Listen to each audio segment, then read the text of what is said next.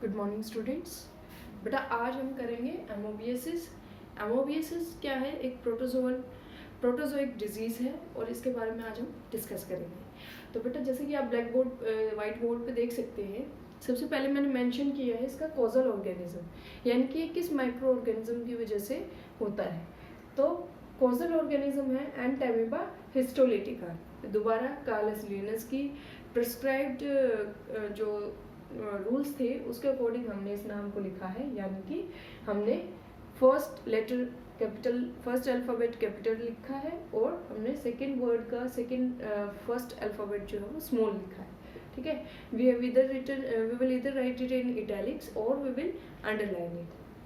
Next is root of infection. तो बेटा इसका रूट ऑफ इन्फेक्शन है फीको ओरल रूट। फीको यानी कि फीसिस, फेसेस को आप स्टूल्स भी बोलते हो। It is the excreta that you excrete out from the body through the anus. Oral यानी कि आपका माउथ, यानी कि फीकल प्लस ओरल रूट की मदद से ये आपकी बॉडी में एंटर करता है। नेक्स्ट साइट ऑफ इन्फेक्शन, यानी कि ये इन्फेक्शन जब फैलता है तो ये किस ऑर्गन को, किस बॉडी पार्ट को टारगेट करेगा। Then it is large intestine. Okay, next includes the symptoms. Symptoms are constipation, stools with blood and mucus, abdominal pain and cramps. ये symptoms अभी आपको याद करने में डिफिकल्ट लग रहे होंगे, लेकिन as I will explain you the mechanism, तो आपको ये ऑटोमेटिकली याद हो जाएंगे कि हाँ भाई कैसे कोरिलेट करना है। फिर आता है सोर्स कि बेटा एमोबियासिस जो है वो बीमारी फैलती कैसे है, होती कैसे है। Then it is spread because of consumption of contaminated food and water. अब ये कंटेमिनेटेड है तो बेटा किस चीज़ से कंटेमिनेटेड? तो मैं आपको बताना चाहूँगी कि जो अमीबा है ना, अमीबा बेटा सिस्ट रिलीज करता है। सिस्ट आप कह सकते हो कि एक तरह की सेल्स हैं, ग्रुप ऑफ सेल्स हैं। ये सेल है जिसके जो कि प्रोपेगेशन में हेल्प करेगी अमीबा को दूसरे ऑर्गेनिजम्स के अंदर। होता क्या है, we need an infected person. Suppose this person XYZ is infected with amoebiasis,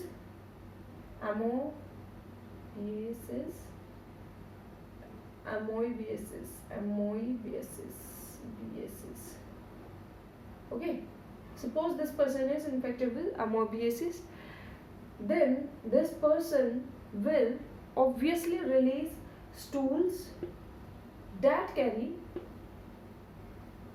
cysts of the amoeba. Okay, that carry cysts of the amoeba. Now what are cysts? These are tetranucleated cells. What are these? These are tetranucleated cells which will further help in spreading of infection.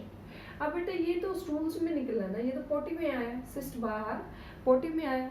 ठीक है, ये बंदा जो है ये open defection करता है, यानी कि he goes for potty in the open environment और प्रॉपर सैनिटरी हाइजीन का इस्तेमाल नहीं करता है, तो चांसेस है कि इसके स्टूल्स एक्सपोज होंगे किसको, फ्लाइज को, मॉस्किटोज को, ऐसे ऐसे इंसेक्ट्स को। ठीक है, तो suppose there was a roaming house fly over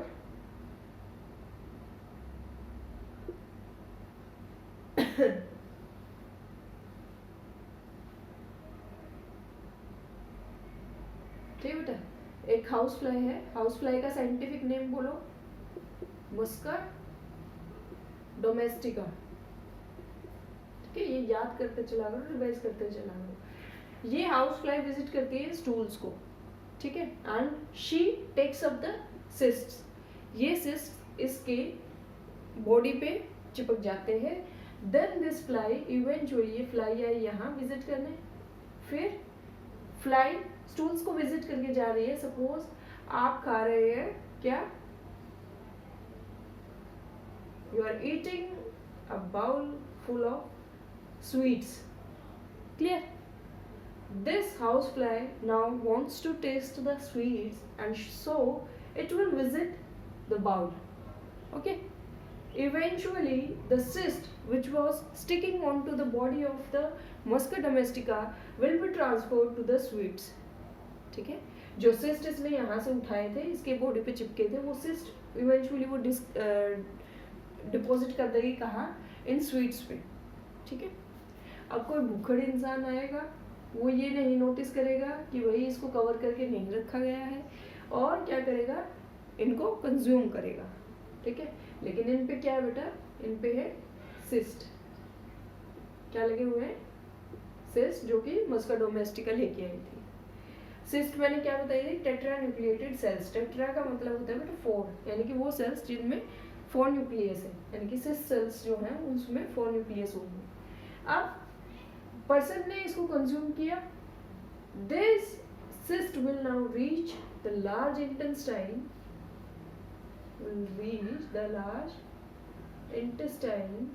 of the person. Fine. Large intestine में चले जाएंगे। अब बेटा लार्ज इंटेस्टाइन जो है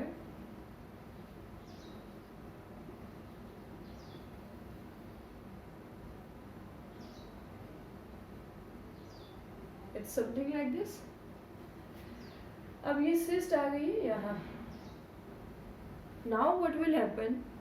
This cyst will break down into 2 cells। ये अपने आप को बेटा 2 सेल्स में डिवाइड कर लेगी। एक होगी मैग्ना और दूसरी होगी माइनोर्टा, ठीक है। ये मैग्ना जो है बेटा, हमें पता है कि जो हमारी वॉल है,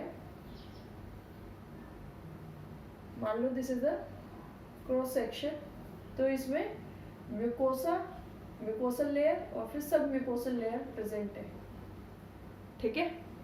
this magna also known as trophozoite. Tropho का मतलब है बेटा फूड इनटेक करना, ठीक है। तो ट्रोफोजोइट या मैग्ना जो है ये फीड करेगा किस पे, इंटेस्टाइनल टिश्यूज पे, म्यूकोसल और सब म्यूकोसल लेयर्स पे, ठीक। और जो माइनोर्टा है बेटा, इट विल फर्दर फॉर्म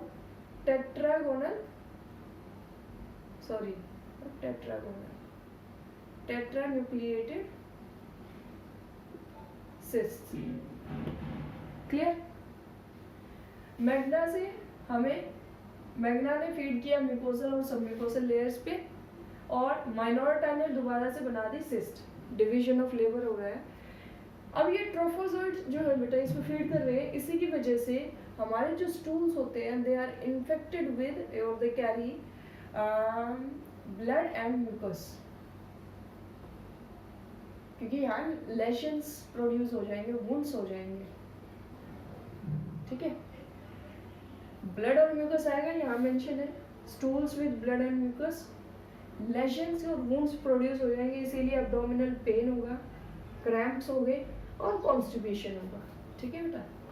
और जो ये माइनोर्टा है ये टेट्रान्यूक्लिएटेड सिस्ट बनाएगा and it will again come out with the stools. ये स्टूल्स में आ जाएगा दोबारा से सिस्ट बाहर, और अगेन ये साइकिल शुरू हो जाएगी। This is how amoebiasis occurs. आगे बात करेंगे इम्यूनिटी के बारे में, ठीक है। आगे बात करते हैं इम्यूनिटी के बारे में। बात करते हैं बेटा इम्यूनिटी की। तो इम्यूनिटी क्या है? It is the ability of body of an organism or a body to fight against pathogens.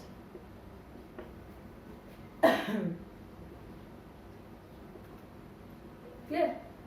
Pathogens क्या थे? मैंने आपको फर्स्ट लेक्चर में डिफाइन किया था। वो सभी माइक्रो ऑर्गेनिजम्स, वो सभी ऑर्गेनिजम्स जो कि आपके बॉडी के किसी एक ऑर्गन या ऑर्गन सिस्टम को हैम्पर करते हैं, उसकी फंक्शनिंग को हैम्पर करते हैं और आपको डिस्कम्फर्ट प्रोवाइड करते हैं, those are termed as pathogens.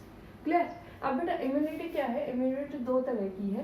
पहला है इन्नेट इम्यूनिटी, यानी कि जो बाय बर्थ आपके साथ है, और दूसरा है अडेप्टिव इम्यूनिटी, एक्वायर्ड इम्यूनिटी। ठीक है, इन्नेट इम्यूनिटी आपके साथ बाय बर्थ है, और एक्वायर्ड ACQ एक्वायर्ड इम्यूनिटी का क्या है? ये आपके बॉडी में टाइम के साथ डेवलप करती है।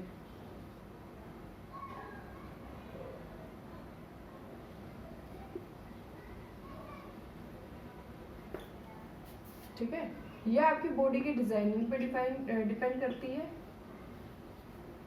And it depends on the exposure to the organisms, exposure to pathogens.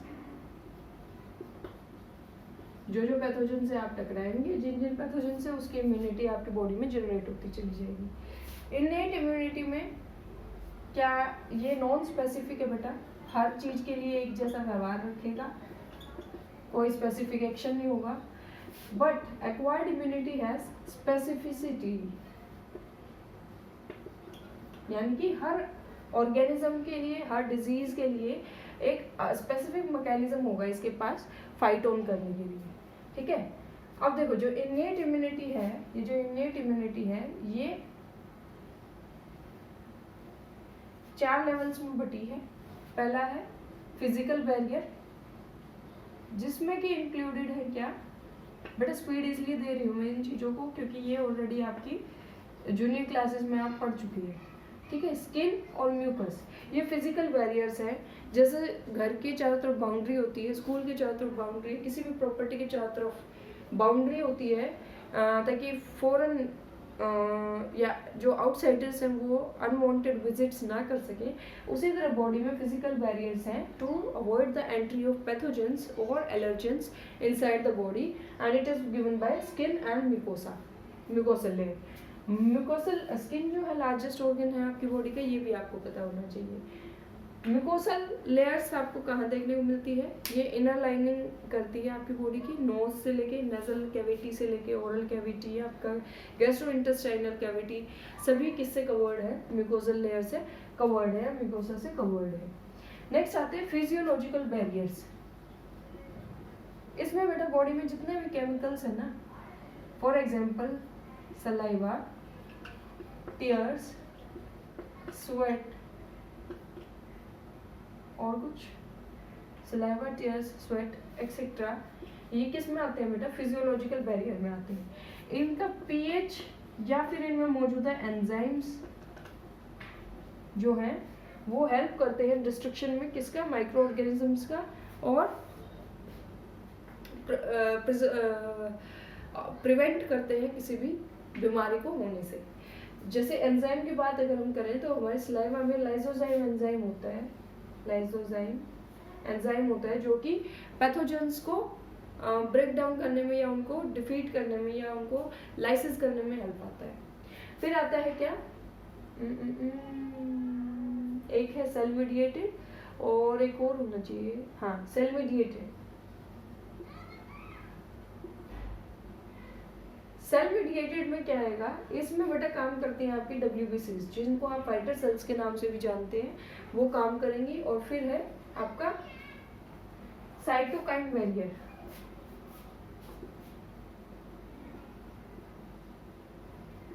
ठीक है, इसमें WBCs काम में आएंगी। और यहाँ इंटरफेरोन्स नाम के मॉलिक्यूल्स आपको बॉडी को इम्यूनिटी प्रोवाइड करवाएंगे। बेटा WBC की फर्दर कैटेगरीज है ग्रेन्युलोसाइट्स एंड ए ग्रेन्युलोसाइट्स। ठीक है, ए ग्रेन्युलोसाइट्स में दो आते हैं, क्या क्या, मोनोसाइट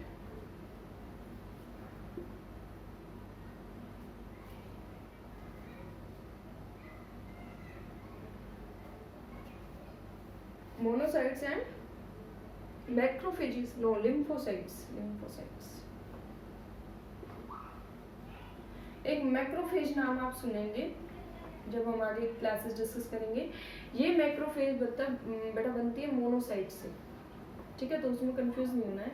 मेजर कैटेगरी है ग्रेन्युलोसाइट्स की। देखो ग्रेन्युलोसाइट्स वो WBC जिसके अंदर ग्रेना लाइक स्ट्रक्चर आपको दिखाई दे, दोज विल बी ग्रेन्युलोसाइट्स। जिसके अंदर ना दिखाई दे ए ग्रेन्युलोसाइट्स। ए ग्रेन्युलोसाइट्स फर्दर दो तरह के, मोनोसाइट्स एंड लिम्फोसाइट्स। मोनोसाइट से डेवलप होंगे मैक्रोफेजेस। ग्रेन्युलोसाइट्स की बात करते हैं तो बेटा 3 तरह के हैं, eosinophil, basophil and neutrophils. Neutrophil size में सबसे छोटे होते हैं लेकिन सबसे खतरनाक होते हैं, फैगोसाइटोसिस करते हैं, ठीक है। इओसिनोफिल्स के बारे में क्या बताना था, हाँ ये लार्ज होते हैं, साइज में बड़े होते हैं। इसी तरह मोनोसाइट सेल्स भी जो है वो साइज में बड़ी होती हैं। And they all work together to provide us the cell mediated immunity. इससे आगे का जो भी टॉपिक है वो हम डिस्कस करेंगे नेक्स्ट लेक्चर में. Thank you.